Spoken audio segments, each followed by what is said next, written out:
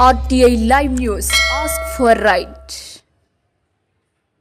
కొమరం భీం ఆసిఫాబాద్ జిల్లా సిర్పూర్ మండల కేంద్రంలోని సాంఘిక సంక్షేమ బాలుర కళాశాల పాఠశాలను విద్యార్థుల తల్లిదండ్రులు మరియు నాయకులతో కలిసి బీఆర్ఎస్ పార్టీ రాష్ట్ర ప్రధాన కార్యదర్శి డాక్టర్ ఆర్ఎస్ ప్రవీణ్ కుమార్ సందర్శించారు.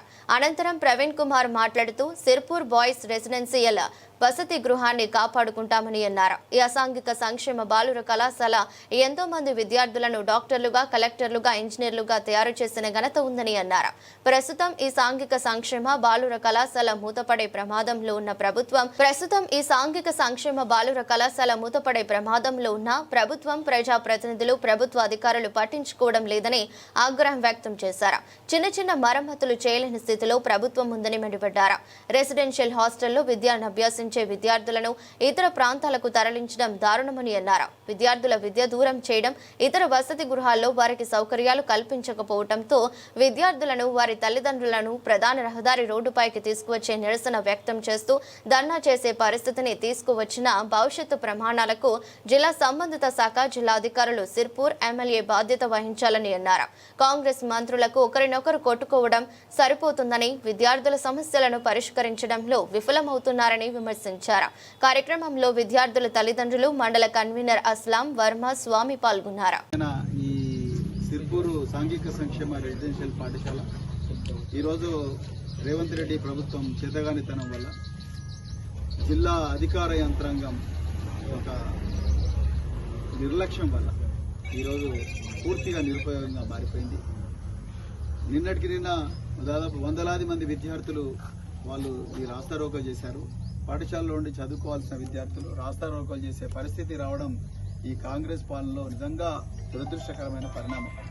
తల్లిదండ్రులు పిల్లల కోసం వస్తే వాళ్ళను కూడా తీసుకుపోయి పోలీస్ స్టేషన్ల కుళ్ళబొడిచి కొట్టిండ్రు పోలీసులు. సో పిల్లల కోసం తల్లిదండ్రులు రోడ్డు ఎక్కితే తల్లిదండ్రులు కూడా కొట్టిన ఘనత కాంగ్రెస్ ప్రభుత్వానికి దక్కుతుంది. ఈ స్కూలు ఎంతో మంది డాక్టర్లను తయారు చేసింది, కొంతమంది ఐఏఎస్ ఆఫీసర్లను తయారు చేసింది.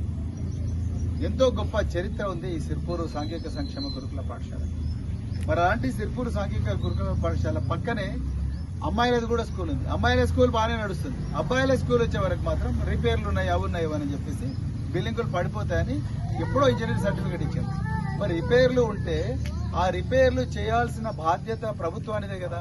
ఈ స్కూల్కు దాదాపు 4-5 ఎకరాల గ్రౌండ్ ఉన్నది, పెద్ద ఎత్తున క్వార్టర్లు ఉన్నాయి, అదే విధంగా మరి డైనింగ్ హాల్ ఉన్నది, అన్నీ ఉన్నాయి. కేసీఆర్ గారు ముఖ్యమంత్రిగా ఉన్నప్పుడు ఈ స్కూల్కు ఎన్నో రకాల ఫండ్స్ ఇచ్చి ఈ స్కూల్ను కాపాడుకున్నారు. కానీ ఈరోజు కాంగ్రెస్ ప్రభుత్వం వచ్చిన వెంటనే పూర్తిగా దీన్ని మరి నిరుపయోగంగా మార్చింది. 640 మంది పిల్లలు, వాళ్ళ భవిష్యత్తు అగమ్య గోచరకంగా, ప్రశ్నార్థకంగా ఇక్కడ మారింది. సో అందుకొరకు ఇలా మేమందరం ఎందుకు వచ్చినాం ఇక్కడికి అంటే, మేము వచ్చి స్కూల్ చూస్తామంటే స్కూల్ అనేవాళ్ళలేదు. పై అధికారులు అంటారు స్కూల్ ఎవరు పిల్లలు లేరు, మేము ఇక్కడ పాఠాలు డిస్టర్బ్ చేసే పరిస్థితి కూడా లేదు, చేయాలని కూడా మాకు ఆలోచన లేదు. ఆలోచన ఉంటే వచ్చేవాళ్ళం కాదు.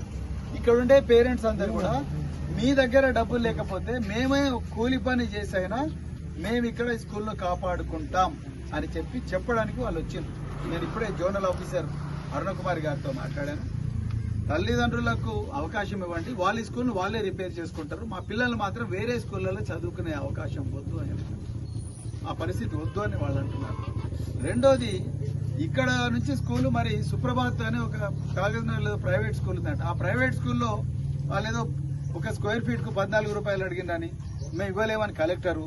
సో మొత్తం మీద ఎమ్మెల్యే ఏదో మొత్తం మీద డ్రామా చేసి ఆ స్కూలు ఈ సోషల్ వెల్ఫేర్ పిల్లలు రాకుండా చేసేసారు. సో ఈ పిల్లలు ఒకరిని తీసుకుపోయి జైనూరులో పడేసారు, ఒకరిని తీసుకుపోయి ఆదిలాబాద్లో పడేసారు, ఇంకా కొంతమందిని తీసుకుపోయి ఆసిఫాబాద్లో పడేసారు, మరి కొంతమందిని తీసుకుపోయి ఇంకెక్కడో పడేసారు, కోటపల్లిలో పడేసారు. సో ఇట్లా ఈ పిల్లలను ప్రతిరోజు ఫుట్బాల్ ఆడుతూ ఉన్నారు. ఏం చదువుకుంటారు? నేను ఒక పిల్లవాడు బస్సు ముందర పండుకొని నేను చచ్చిపోతే కానీ నేను స్కూల్ను వదలనా అంటున్నాడు. ఆ పిల్లవాడు మాట్లాడుతూ మమ్మల్ని వేరే స్కూల్కి పంపించిండ్రు, అక్కడ ఎవ్వరూ పాఠాలు చెప్పేటోళ్ళు లేరు, మా సార్లు మాకు లేరు, మాకు కనీసం పెట్టాల్సిన ఎగ్జామ్లు కూడా పెట్టకుండా మమ్మల్ని పూర్తిగా నాశనం చేసిండ్రు అని చెప్పి పిల్లలు అంటున్నారు. పిల్లలు అబద్ధం చెప్పారు కదా. మరి ఇవాళ నేను ఇక్కడ ఉన్న ఎమ్మెల్యే పాల్వాయి హరీష్ బాబు గారిని అడుగుతున్నా, మీకు దీన్ దయాళ్ ఉపాధ్యాయ ప్రోగ్రామ్ ఇంపార్టెంటా, లేకపోతే మరి ఈ సిర్పూరు రెసిడెన్షియల్ స్కూల్ పిల్లల జీవితాలు ఇంపార్టెంట్ అనేది హరీష్ బాబు గారు మీరే ఆలోచించాలి.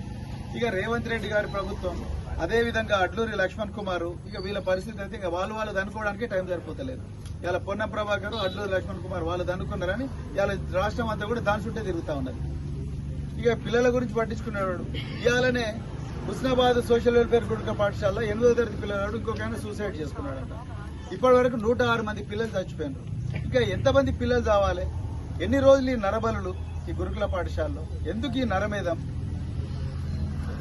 ఒక్కసారి ఆలోచించాలి. అందుకొరకే మేము మళ్ళీ డిమాండ్ చేస్తున్నాం. మేము మళ్ళీ వారం రోజుల తర్వాత పలుగు, పార, జేసీబీలు అన్ని పట్టుకొని మేమే ఈ స్కూల్ రిపేర్ చేసుకుంటాం. మళ్ళీ వార్నింగ్ ఇస్తున్నాం. నిన్న జరిగింది ఓన్లీ ట్రైలర్ మాత్రమే. రాబోయే రోజుల్లో సిర్పూర్ నియోజకవర్గం అంతా వచ్చి ఈ రోడ్డు మీద కూర్చుంటది. జరగబోయే పరిణామాలకు జిల్లా కలెక్టర్ గారు, అదేవిధంగా స్థానిక ఎమ్మెల్యే గారు, సాంఘిక సంక్షేమ శాఖ మంత్రి గారు, అదేవిధంగా మరి జూపల్లి కృష్ణారావు గారు మీరే బాధ్యత వహించాలి. ఇంకొకరిని మేము ఏమనము. మాకు ఈ స్కూల్ ఇదే కావాలి. ఇక్కడ మంచి గ్రౌండ్ ఉన్నది, దీనికి ఒక చరిత్ర ఉన్నది. ఇది ఒక దేవాలయం ఈ ప్రాంత ప్రజలకు. ఈ దేవాలయాన్ని నాశనం చేస్తామంటే మేము ఒప్పుకునేది లేదు. జై తెలంగాణ, జై కేసీఆర్.